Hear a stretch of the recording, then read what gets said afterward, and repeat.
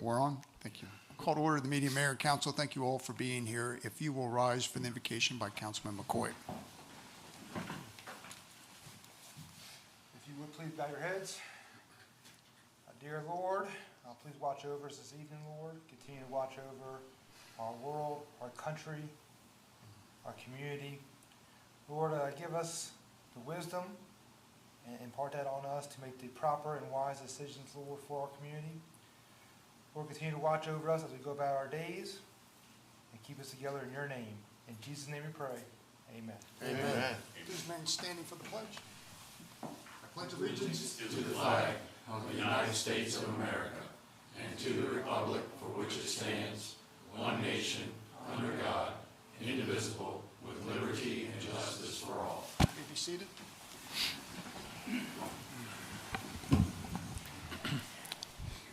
Okay, are there any changes to tonight's agenda? No, sir, there are not. Okay, you've all received the minutes from our last meeting. If there are no questions or comments, I'll accept the motion to receive the minutes. So moved. We have a motion. Is there a second? I'll second that motion, Mr. Mayor. Okay, all those in favor say aye. Aye. Those opposed? Okay, it's unanimous. All right, first on our agenda tonight is the Mayor's Right Choice Award. This is a opportunity for seniors to submit an application where they've shown they have made right choices and invested in our community. It's called the Mayor's Right Choice Award, but the mayor does not make that decision solely. I asked the city council to weigh in because typically I either know somebody or somebody else knows somebody, but we like to get a blended view of who they think is the right candidate.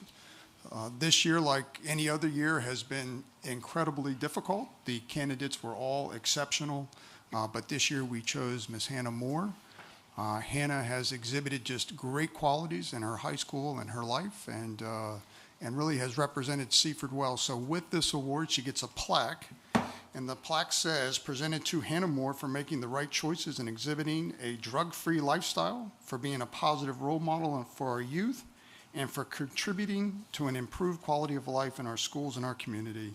Presented on this 14th day of June by David C. Genshaw, Mayor, and the City Council. So we're going to invite her up along with the check for $500 to invest in her future. So if you'll give her a hand, please.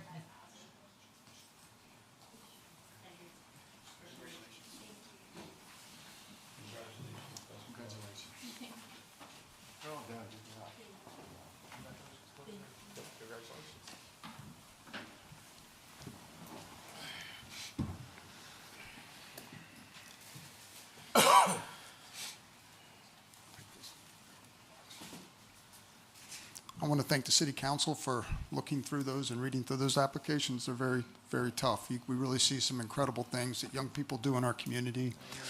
Next, I'm going to call up Director Bennett. We want to recognize one of our electric employees for doing some exceptional work out west.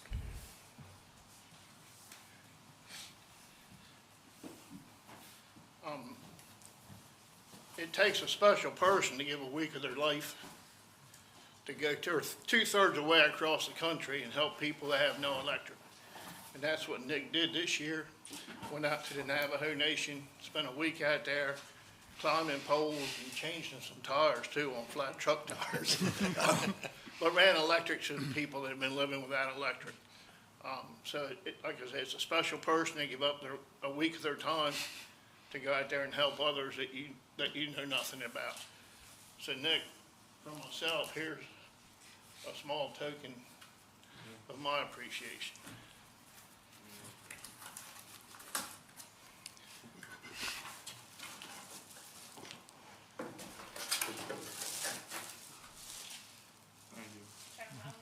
show it to the, there you go now. That's pretty cool. So the city council, along with the city leadership, also put together a nice photograph that we would like to present to you.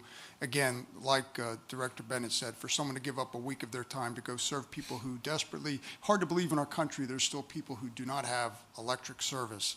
And for someone to volunteer and go do that, I'm sure you saw things that you probably never would ever witness, but I'm sure they appreciated it greatly. But so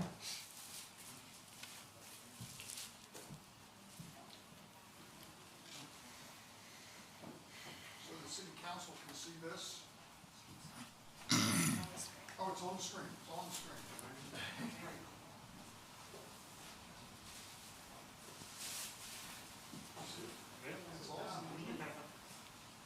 Hold on, let me get on my TikTok. Matt, scoot in a little bit. Should have worn heels. All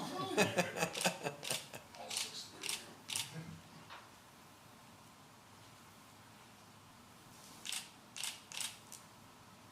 Awesome. Awesome.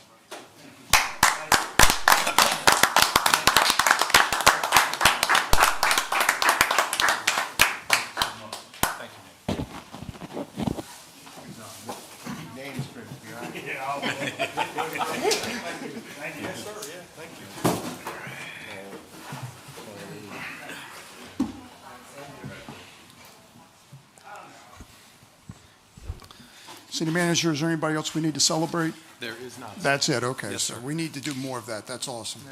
Great job, Nick. And Bill, thank you for allowing, and, you know, working without an employee too during that time. We appreciate that, so thank you. Okay. All right, city manager, do we have any correspondence? No, sir, we do not. All right, next we're going to call up Mr. Harold Stafford with the HELP Initiative. He's going to walk us through that. He's solo tonight, I can see. My brother's on the way. Is he? Backup is on the way. Thank you for being here. An honor to be here, Mayor Ginshaw. Good afternoon. I guess it's evening to Mayor Ginshaw, council members, city manager, Chief Craft, and citizens of this great city of Seaford. My name is Harold Stafford, for the record. I'm the president of the board of directors and also the government relations director for the HELP Initiative, which, as you're aware, is a nonprofit company. We're headquartered in Dover, but we have statewide scope in our services that we provide. I just want to give you a quick synopsis of a blessing that's been bestowed upon us. Charlie and I always refer to it as divine intervention. But we were fortunate enough to get a American Rescue Act plan grant of $2.5 million. And we want to use part of those funds to benefit the citizens of this great city of Seaford. We call Seaford our signature city, our flagship city, one of 3 flagship cities we'll be working with specifically, but statewide with some of the unincorporated areas as well. Seaford, Dover, and Wilmington are going to be the 3 major cities we'll be focusing our efforts on. So what will we do with $2.5 million? You're familiar with the fact that we came here about two and a half years ago, and now we have installed over 500 plus lights at 500 different residents to improve public safety and also energy efficiency of those homes. What we're planning to do now is to start installing in areas where we've installed the light, as well as in any additional areas that Chief Craft might identify where we need to go in where there might be some high prevalence of crime, to install video doorbells so that information that's captured from those video doorbells can be used by the law enforcement department here to aid them in their crime fighting initiatives. In addition to the lights and safety and the video doorbells, we're going to be focusing on what we're calling the health and Health On initiative. So that involves partnering with the major health providers in the city and in the state. For example, obviously in Seaford you have Tidal Health Nanticoke. We have an MOU with the Tidal Health Nanticoke to partner with them to start identifying individuals that are in their care that need to have us go to their homes and start identifying some of the health hazards contributing to residents of this city going to Tidal Health for emergency purposes. Clutter, moisture, lead, whatever that entails, we'll be able to identify those hazards, We have contracted with a company you're probably familiar with, Sussex Environmental. We'll be working with them to go in and remediate any of the hazards that are identified in any of the homes that patients have that are referred to us by Title Health and Nanticoke. We have the same arrangement with Bay Health, also Christiana Care. Christiana Care was one of the first hospitals that contracted with us to do that work, and we're so thrilled that Title Health has now joined us in that initiative. In addition to that, we will be working to implement what we're referring to as our Jobs On program. We have an agreement with the Department of Labor. You might have heard me mention this at the breakfast last week. We're the first nonprofit to have a pre-apprenticeship sponsor agreement with the Department of Labor. So what does that mean? We will be able to identify individuals that are interested in employment and training, and we can put them in the pathway of this pre-apprenticeship training program so that they can go to, for example, in Sussex County, we have an MOU with Sussex Adult Education Division to start placing individuals at that training center in either HVAC, electrical, basic construction, and carpentry. And they'll initially work with us as interns. We'll pay them to start $15 an hour to be able to kind of be sized up and let them size us up to see if it's a good marriage. You know, do they come to work on time? Are they able to interact with the kind of clients that we're dealing with? Are they responsible people? Can you trust them to be in the vicinity of the homes that we're going to be working with to do the right thing? And we're hoping that we'll be able to identify these individuals, and with the help of hopefully you and others in the city, can identify individuals that need a job, want a job, and also want to be trained to eventually not only become a pre-apprentice, but a registered apprentice. That's our long-term goal. So with those initiatives, we're going to be using those funds to reach the citizens of this city to hopefully make a difference in marginalized, underserved communities of Seaford. And that's my story. I'm sticking to it. Wow.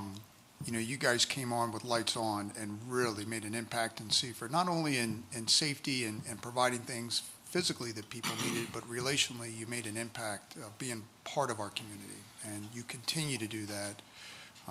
It's just incredible. But I do want to give the council a chance to ask any questions they might have of this initiative. Councilman McCoy? I just saw Mr. Kistler come in the back. I was curious if he had any opinions or anything to say as well. My brother speaks for me as well. Glad to see my brother here. I feel a lot safer now. He's got my back. I didn't think you knew he was here yet. I didn't know he had arrived yet. I know the chief was here, but I feel a lot better also with my brother. But one thing, any other questions? I'm sorry. One Any other other thing I wanted to questions mention. from council? Okay, go ahead, Harold. One thing I wanted to mention, Mayor, as you recall, we had initially scheduled with the governor's office a press event on May 25th in Seaford. It was going to be held at the Boys and Girls Club. But because of the governor's illness, we had to delay that event, but it has been rescheduled for July 26th at 10:30 a.m. at a site to be determined. We're working with Ms. Hickey, your rec superintendent, to identify an outside venue that we can hold this event at. So as soon as we can narrow that down, I'm sure we'll be letting you know as soon as possible. But that event will be July 26th, and hopefully as many members of the city of Seaford and the surrounding areas will be able to attend that event, which will be to officially launch the receipt of those American Rescue Act plan funds that we've gotten from the governor's office.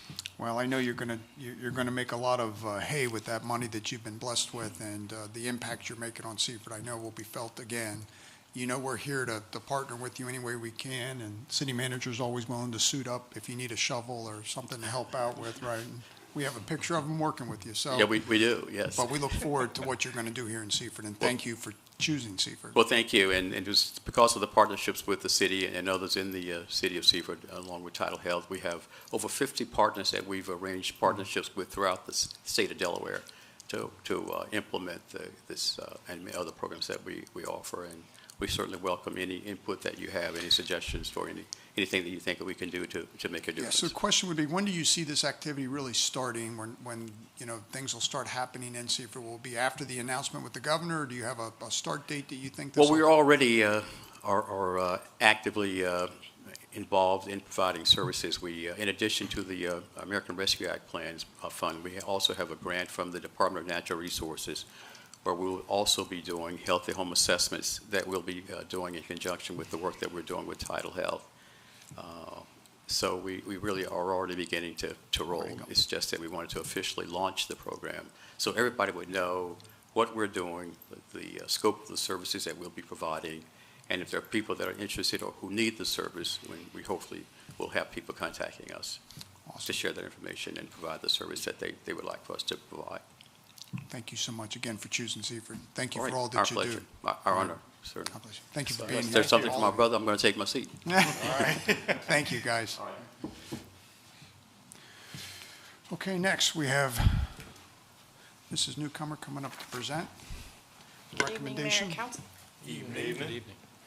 So tonight, we are presenting a recommendation from the Economic Development Committee regarding the RFPs that we received on the Nylon Boulevard lots. Just to give you a little bit of background, take you back a bit, we put out an RFP for this in March of 2022. The city did subdivide these lots previously in February into 5 lots. The property is zoned R1, low density residential. It's not currently served with water, sewer, or electric. Public water is existing on Nylon Boulevard. Sewer and a terminal manhole exist on Elm Street with sufficient depth for connection, and the city would be able to serve the properties with electric from the corner of Harrington and Nylon. Part of the development standards that went out with this RFP is from the feedback that we got from council. The sale of these lots have the following stipulation, that no further subdivision will occur on the property. Only one single-family home can be constructed per lot, with a minimum square footage of each house being 18,000 square feet or higher.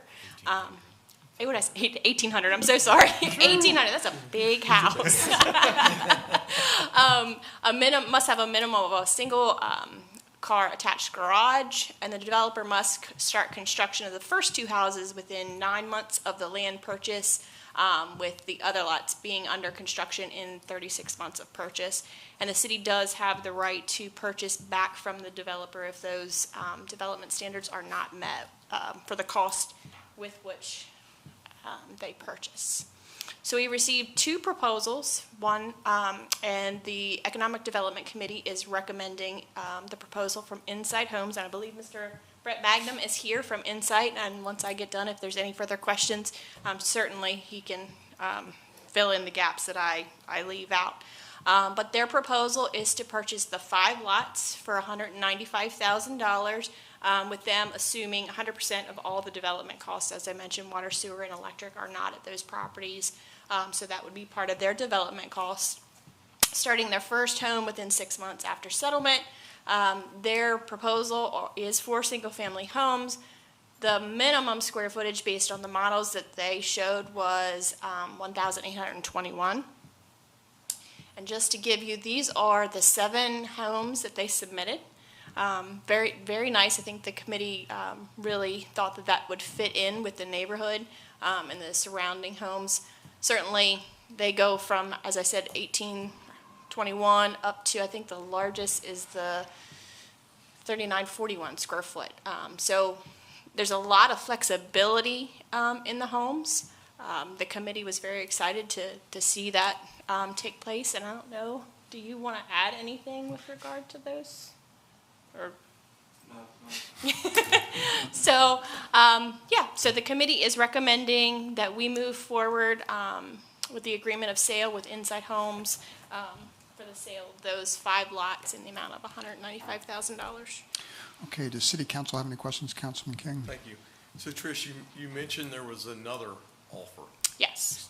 Can you elaborate a little bit I sure around can. what that So was and we who that received, was? the other offer we received was from D.R. Horton, and their offer was to purchase all 5 lots at $15,000 per lot, where this is $39,000 per lot. And is there, and I heard you allude to the fact that this actually ties in as far as all building aspects, so they're gonna pick up the lift for the water and sewer, the impact fees and all that, or none of that? They're was- reading it, and this is verbiage specific from their proposal.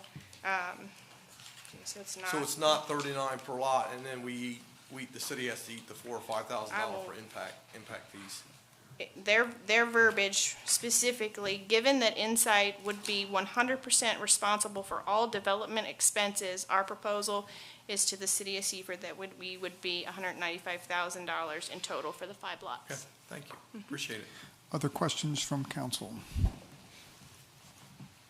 If there are, I will add one thing, just, I know it got brought up in the Economic Development Committee, and the city manager and myself actually spoke with Mr. Magnum. There was concern, as you see, there's multiple homes, but there was concern that they would choose one model and we'd have 5 cookie cutters. They try not to do that, that Right. alleviated a lot of that worry. great point. Okay, if there's no other questions, I'll accept the motion. Mr. Mayor, I'll make a motion to approve the recommendation from the Economic Development Committee regarding the selected proposal related to the city property disposal RFP, Nyland Boulevard lots, and award the RFP to Insight Homes and permit staff to proceed with property closing and transferred as presented. Okay, we have a motion. Is there a second? Councilman Holland, Mr. Mayor, I second that motion. Okay, are there any questions on the motion? If not, we'll do a roll call vote. Councilman Santos? Aye. Councilman Henderson? Aye. Councilman Holland? Aye. Councilman McCoy? Aye. Councilman King? Based on the findings of facts and information provided tonight, I vote yes. Okay, all right, thank you. Thank you. Thank you for your proposal. We look forward to that. I also want to thank the city manager and the director of economic development for first seeing this as an opportunity, that these lots have been sitting there for quite a while. We've been mowing the grass, and I think this is going to be a benefit to our community, and to the city. So thank you so much. Thank you. All right. Next, we have Director Bennett.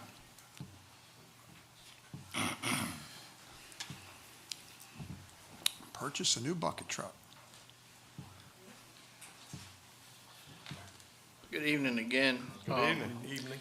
Several months ago, I received from council the authority to use Sourcewell instead of going to sealed bids because of the lengthy delivery time of bucket trucks. If this truck is approved tonight, it would be delivered late in the 2023 calendar year. I received 2 prices from 2 different Sourcewell dealers, one being Altech and the other being Beltway International LLC. We've used Altech in the past, recent past. Beltway International works with VersaLift, is who puts the bucket on it. We've worked with VersaLift in the past also. I received a price from Altech March 11th in the amount of $288,652 with a 48-month delivery time. I asked Altech about 3 weeks ago for an updated price from the salesman, and they weren't giving any updates because of their lengthy delivery time. I received a price from Beltway International LLC May 25th in the amount of $303,548 with a 470 to 500 day delivery time, 15 to 17 months. Our big bucket trucks are scheduled on a 15-year replacement. If we go with Altech, the lower bid, that would make truck 3 a little bit over 18 years old, and truck 8 would be following behind it a year later.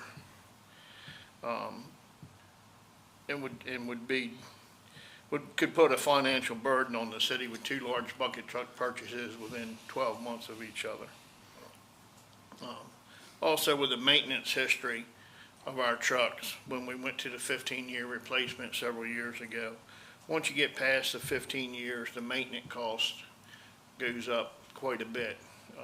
Before we got truck 19 replaced 4 years ago now, we had to put a hydraulic pump on it. The pump itself was like $7,000. So, like anything else, as it gets age and use on it, maintenance goes up on it. And that's why we went with the 15-year replacement. So it would be my recommendation that the purchase be awarded to Beltway International LLC in the amount of $303,548 it would be 470 to 500-day delivery from the time they receive their letter of award and purchase order. So this would actually be an FY '24 budget item. Okay, are there any questions in regards to the purchase of a bucket truck? Councilman King? Mr. Bennett, the 303,000, I see you're saying it's gonna be a purchase off of the budget. How's the city gonna finance that truck? So if you don't mind, Go ahead. typically what we do in budget time, if we have the money available to us, we'll pay outright with vehicles. But a vehicle of this price, I believe the Director of Finance and myself would recommend we take out a 5-year loan. That's what the Director is referring to. We've been doing that with these large bucket trucks. I think the last one we bought was just over $250,000. Yes, sir. And we're trying to, as the Director said, kind of spread those loans out so that we only have one loan at a time. So he and his staff put together that kind of plan. So we would recommend, my gut tells me when we get to the FY '24 budget, we would recommend financing this. But when we prepare the FY '24 budget, we'll have more of those discussions and look at our cash availability at that time versus the rates. Sure. And the rates are a little bit, unpredictable right this second. Sure. All right, thank you. Appreciate it. Other questions from council? If not, I'll accept the motion. Mr. Mayor, I'll make the motion to approve the use of the Sourcewell Purchasing Program to purchase a new bucket truck for the electric department from Beltway International LLC in the amount of $303,548 as an FY '24 purchase expense as presented. Okay, we have a motion. Is there a second? Councilman King, I'll second the motion. Okay, are there any questions on the motion? If not, we'll do a roll call vote. Councilman McCoy? Aye. Councilman King? Aye. Councilman Santos? Aye. Councilman Henderson? Aye. And Councilman Holland. Aye. Thank you, Bill, for all Thank the you. work you're doing on this. Appreciate it. Okay, next, we're going to call up Chief Kraft to go over the funding for the fencing.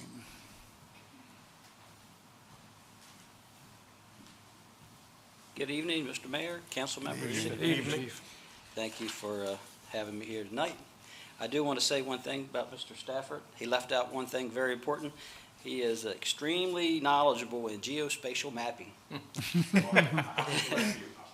person that works with us has shared information with us. I'm nowhere near the expert that he is. I just know how to read his maps. He did a really good job. And everything that we did with crime mapping came right out where they put the lights. I just wanted to say that. So they're right on target. So recently, Councilman Henderson was at a legal local governments meeting, and he had the opportunity to get information on a possible grant for security perimeter fencing for the police department. It wasn't a lot of notice, but we were able to have that contact. We went through the steps and presented a proposal. And based on that, we had a price, just a rough price to go on, and we did some research. And I've been here 3 years, and pretty much since day one of the biggest concerns for the officers and the staff has been putting a well-defined security perimeter fencing around the police department. We have many different police departments come up to the department with prisoners. They do prisoner exchanges. We have the Marshals Task Force there.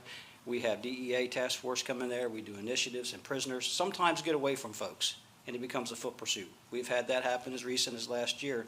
And we have lots of kids and community members, Boys and Girls Club. So it is a danger when we don't have a secure facility. So at least if they were to get away, they can't get out into the community. And for our officers, they have their personal vehicles, and civilians are walking back and forth, and they've came across folks that are wandering around in our back parking lot and around their cars. And in some cases, officers felt that folks were basically getting their vehicle information to surveil them. And there have been issues with some off-duty issues with folks being followed home. So this all kind of built up when Councilman Henderson brought this to my attention. We pulled the information. We came up with a $90,000 to $107,000 estimate to place a security perimeter fence around there, counting the basic controls for egress loops that you cut in for the parking, cantilever gates, all motion sensitive so it doesn't delay exit, and even gives the ability for the call takers to open the gate for officers before they can get into their cars to leave. But we can also have a camera and talk to people trying to come in, vendors and things of that nature, so we can control who comes in there. And the good thing too with it is we can easily identify folks that aren't supposed to be in there much quicker. And anytime you put a perimeter up, quite frankly, just having that barrier there can be a safety improvement for everybody. So we got word back that the League of Local Governments proposal was rejected, but they pushed it over to Weapons of Mass Destruction grant money, right, through DEMA. And we did a presentation June 1st, and before the end of the day, they called us back and granted us an award of $90,000. For us to move on that, I need council's approval to accept those funds, and that's why we're here tonight. Chief, thank you so much for this presentation. Councilman Henderson, there is a benefit to going to these SCAT and Delaware Legal Local Government meetings. It's those kinds of contacts that open up those conversations at dinner, and appreciate you stirring the pot on behalf of Seaford. Thank you so much. Are there any questions in regard to the fencing around the police department? Just one. Thank you, Mr. Mayor. Chief, is the fence going to be identified as a restricted area? Authorized personnel only? Because fence or not, people have the right to kind of go in as taxpayers and people that live in our community, right? They have a. No, they don't. They And don't I'll have the right explain, to and go I'll in. explain that to you, sir. So, there's things that's happening around the country here in Delaware, and it's happened at our police department. Quite frankly, I think 3 times just since I've been here. You have to well define your area of authorized access, just like here at City Hall. And that's probably some of the reasons you see your doors locked now. You have to have it properly labeled. We do have a sign that says no unauthorized personnel, but the problem is you don't have a well-defined boundary to keep people out, and you don't have security folks standing there to prevent it from happening, so they just come in, and you can't allow that. Right. We have weapons in our cars. Guys pull up to the back there. They get out of the car. It wouldn't take a lot for someone to bust a window out, steal the car, and have access to an AR rifle. So these are things that we have to well define, mark restricted access only, so people can't just come in there. They absolutely can't walk in past our lobby without being invited past that lobby. They can't come in past that front of the building, around the sides or back. We even had a prisoner that we arrested, the judge released. We had his car in the impound yard back there, but because the fencing's in such bad shape, the guy came back around, got back underneath the fence, and was trying to break into his car to get the drugs and stuff, because we had to secure it to get a search warrant, and daytime, nighttime issues come into play, so we had to wait till in the morning. And thankfully, one of the officers was going out and saw it, was able to apprehend him again. And these are the problems that we have by not having a well-defined fence. And that's what this would take care of, eliminating those problems. Sure, so the signage would be a part of that, defining that area, right? Yeah, and So it's we gonna be a part of currently this have price, signage, or- it's just not well-defined, really. Okay, awesome. Yes, sir. Thank you. Other questions from council? If not, I'll accept the motion. Mr. Mayor, I make a motion to approve the acceptance of $90,000 in grant funding through the Delaware Emergency Management Agency, or DEMA, to install perimeter fencing around the authorized only areas of the police department located at 300 Virginia Avenue as presented. Okay, we have a motion. Is there a second? I'll second that. Okay, any questions on the motion? If not, we'll do a roll call vote. Councilman Henderson? Aye. Councilman Santos? Aye. Councilman Holland? Aye. Councilman McCoy? Aye. Councilman King? Aye. It's unanimous, Chief. Thank Thank you you so very much. much. Look Thank you. forward to Thank it. you. Thank you. Okay, do we have any other old business? No, sir, we do not. Any meetings? No, sir, No new meetings? Nothing? not this time. Wow. Okay, we'll go off to committee reports, administration, IT. Councilman Santos? Thank you, Mr. Mayor. For the meetings attended by the staff for City of Seaford, there were the Economic Development Committee meeting. They attended the football field rental for the fall season. They attended the Wilmington Trust representatives regarding pension investment performance. And they met with the bank representatives regarding cash investment options. They reviewed the draft plans for the proposed car wash to be located at SVCS. They made an inspection at the Caldwell Street project to address the utility conflict. They participated in police interviews. For the IT report, there's new virus protection has been optimized and tested. They're planning to push new image at the next maintenance time. They're working with electric to run new fiber to Mears lift for the hospital to utilize for new buildings. They ran a new line and ordered case for fiber run from basement to server rack for future switch. They've been wiring up, cleaning up the basement, replacing old cables, and all other business as routine. Okay, thank you. Next up, Police and Fire, Councilman Henderson. Thank you, Mr. Mayor. I have a report from Chief Wilson. Under fire statistics, there's a total of 431 calls to date for an average of 2.0 calls per day. Under EMS statistics, there's a total of 1,782 calls, or 8.5 per day, and the total department responses for 2022 is 10.6 calls per day, or 2,213 calls overall.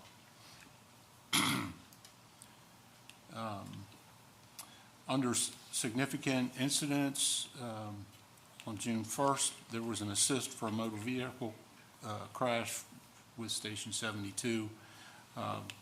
There was an entrapment on Wilson Farm Road. May 5th, I think that's June 5th, that might be a typo. There was a residential rescue with a subject impaled with a nail gun on Maple Drive. Apparatus status, ambulance A87 is still awaiting suspension work and is still out of service. Utility 87-8 is out of service for an electrical issue. Tower 87, E87-2, Brush 87, Utility 87-8, and 87-11 are scheduled. All those, with the exception of 87-8, they're in service, but they're scheduled throughout the next few weeks to have replacement radios installed with the new P25 units. Pardon me. Under training, the next training is June 16th, where they'll do forcible entry evolutions at the firehouse, and I expect that will be pretty well attended because you get to tear stuff up at that. So they're currently working on permits and logistics for a structural berm in the Cokesbury area. There's under EMS, there's testing for full-time positions. That occurs on Thursday at noon, and they're still in need of a part-time EMT. You can see that they attended or supported several community events. Most notably on June 4th, they attended the 100th birthday drive-by in Greenbrier for Ms. Marvel Walker with Tanker 87 and Brush 87. So I'm sure she was entertained by that. And we thank the department for taking the time to do that. Chief Kraft reports, you'll see the 2022 column and the year-over-year columns from previous years. There's a total of 4,060 total complaints in the department, and all crimes are 2647, and you'll see the subtotals or the subcategories there. In this period, there was under all crimes there were 315 crimes, and you'll see the totals: 15 felonies, 73 misdemeanors, 8 violations, 1 civil, and 218 in the other category, for an 85% clearance rate. Moving down, under drug complaints, there were 16 drug crimes with 10 adult arrests, 2 juvenile arrests, 1 pending active, and 3 prosecution declined, and there were 2 overdoses that the police department responded to. Under traffic, there were 412 traffic contacts, resulting in 104 citations and 14 warnings, 1 DUI, which was crash-related. 33 crashes, 0 fatal, fortunately. However, there were 3 injury accidents, 13 non-reportable, and 17 reportable accidents. During the meeting, the chief did note that hit-and-run accidents are on the rise. So we had a total of 10 hit-and-run accidents. And as I stated before, there was 1 alcohol or drug-related crash. You'll see under significant events that the department, these are by no means, as you can tell by the total number of responses and calls for service, that only the most significant events have been listed here for your review. Most notably, the Seaford Police Department is working on an investigation of a disturbance at the middle school graduation, which is known as the bridge ceremony. So that's an active investigation ongoing. The administration was very busy working on attending meetings. The top 3 meetings, the McLaughlin, the COSAP, and the Sally meetings all involve grant money that will be, through their work on that, they'll be able to get grants for equipment and some other funding to help us all out and lessen the burden on the taxpayers. Under events, you can see that they were busy attending events, and would like to send my appreciation to Chief Kraft and Deputy Chief Rappa for attending the Law Enforcement Appreciation event at the Circle, which I attended on May 26th. Under training, back in April, Staff Sergeant Horn began her 12-week CALIA course training. CALIA is, if you'll note, a couple of years ago we got state accredited. So CALIA is our effort to become federally accredited, and it's going to be a long process, and Staff Sergeant Horn is taking this training on, and she's going to lead the effort into gathering all the information and getting us accredited, or just managing that process.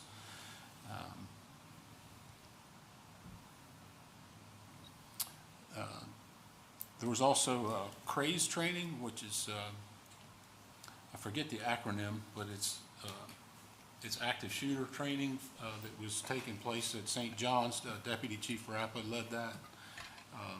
And if I'm not mistaken, Chief, that he'll be doing some other courses in the near. Montessori this month as well as Seaford. Yes. So Chief Rappa will be quite busy doing the CRAZE training.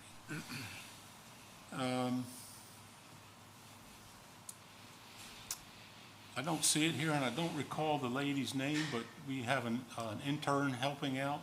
Yes, sir. She's going to be a senior at Dell State this coming year. She lives locally, and she graduated Seaford High School, I think, 3 years ago. So we have an active intern that'll be helping. I'm sure she'll be helping Staff Sergeant Horn and others inside in administration and then clerical, doing reports or helping with reports. So if you see her at the station or see her out, please welcome her. And that, I think we'll be modest and not introduce her name. Is that a, Ken? I can pull it up. I don't recall her name. I'll have to pull it up myself. Margaret St.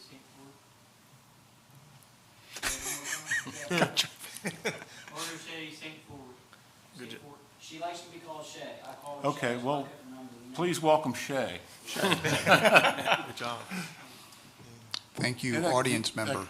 That concludes my report, Mr. Mayor. Thank you. All right, next we have Codes, Parks, and Rec. Councilman Holland. Thank you, Mr. Mayor. We'll start off with code. Rental inspections are being scheduled with 257 completed. And Melody Ridge, first buildings are nearly completed. And site contract is back finishing up work at East Park Business Center and 7-Eleven. Paving is ongoing and is progressing. And Coastal Kids Dentistry building is under slab plumbing is being installed. And then a slab will be poured next. And all other work is routine, and we'll go to Parks and Recs.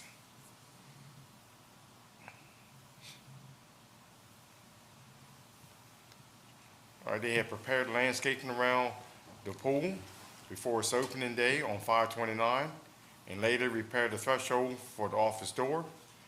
And Park Department has completed a total of 7 work orders during this time, and they're busily spraying the parks for insects, and grass cutting is routine. And they coordinated with the contractor on repairing Kiwanis Park fountain. And the Recreation Department held its final youth soccer games the week of 5/23 and began their second youth pickleball clinic on 5/26. And all the work is routine. That concludes my report, Mr. Mayor. If you've been by Sir Optimus Park recently, you've seen it's being used. Used. People are having some A good whole lot. times out there, so. All right, next, Electric. Councilman McCoy. Thank you, Mr. Mayor. The report's been submitted in its entirety. I'll hit a few of the highlights. Since the last report, the crew have worked in Martin Farms, turning up the elbows into the secondary pedestals. Tyler, Dylan, and Nick Smart have took some of their lineman tests for class. Did some standard tree trimming and installed displaces on circuit 310 behind Walmart, and put the circuits 310 and 210 back to normal operations. They also put up the Hometown Hero banners on High Street and Market Street, which I know have been a big hit again this year for the community. Regarding our director, had his standard director's meeting, council liaison meeting, met on the Route 13 North Sewer Extension, and reviewed the Western Sussex Business Campus Phase 2 prints, and had a meeting with Charles, Tricia, Burley, and GMB. To go off the menu, as they say, a few things I want to highlight. Just to echo what Director Bennett and Mayor Genshaw said earlier about Nick Smart, very selfless with his time going out there for the Navajo Nation project. I know we were excited for him, and as a city, and just very proud of him and what he did. Also want to circle back to Miss Hannah Moore, who was the recipient of the 2022 Mayor's Right Choice Award. Got a chance to know Hannah, does a great job in the school of leadership, outside the school, in the community. Very well-deserved, and a very bright future ahead of her. So great choice for Mayor's Choice Award. The Memorial Day service and tribute we had was very well attended in Kiwanis Park. And wanted to give a shout out to Sierra, who this week put together the happy birthday video for Burley, and had a lot of the city leadership and many of the parks volunteered their time to participate in that video. I know Burley got a kick out of it, and just a quick shout out to Burley Mears himself. And that has been my report. Okay, and last we have Public Works, Wastewater Treatment, Councilman King. All right, thank you, Mr. Mayor. My report has been submitted in its entirety. I'm just going to hit some of the highlights. I'll start with the Public Works Department. The team has been working on the installation of speed bumps and the no parking signs throughout our city. I've had the opportunity to have personal conversation with many of the residents from Magnolia and Nylon Boulevard, and they are applauding the speed bumps. They have seen firsthand a significant decrease in speeding due to this safety initiative. Work is progressing in replacing the sewer line at 7-Eleven, and the Route 13 sewer main project is currently underway. The team continues to work on leaf and limb pickup and flushing fire hydrants throughout our city. The fire hydrant project is taking a little longer to complete due to the recording of flows. The warmer weather has increased weed growth throughout our city, which is requiring increased weed control. The installation of the main line valve on South Conwell is complete. This was done so the city could shut down the line for the contractor. In addition, the work on the green infrastructure project for South Conwell has started. I'll jump over to the wastewater treatment facility. All is going well. They did have a failed motor on the belt press, which caused a disruption in dewatering on Monday. Luckily, they had a spare motor on site, so back up and running at 100% capacity. Plant performance remains good. Here's just a few of the projects that will be happening over the next few weeks. They will continue to flush out hydrants, repair cleanouts on the smoke testing list, keep the plant up and running with 0 violations, and just kind of to piggyback on what Councilman Henderson or Councilman McCoy alluded to, just a big thank you to Lisa and the entire team for stepping up in Burley's absences, and of course Burley and his family's lifted up. So just a big thank you to everyone, the team. Thank you very much. And finally, I want to thank all of you that attended graduation, Memorial Day service, but also the Unified Seaford. Unified Seaford is a group of pastors that gets together to support our schools, our police department, and this city. They held an event to thank the employees of the organizations around healthcare and the police and the city and the school district for what they did through COVID. As elected, we're expected to attend those events, but for the employees to come out to have Director of Economic Development, our city manager, code, Parks and Rec, our police officers, our fire company, Light Seaford Up was there. It was a great turnout, and they really intended it to be a thank you for all the work that they did during this time. So it's your Saturday. I appreciate you showing up. It meant a lot to them, meant a lot to those who attended. So with that, I appreciate it.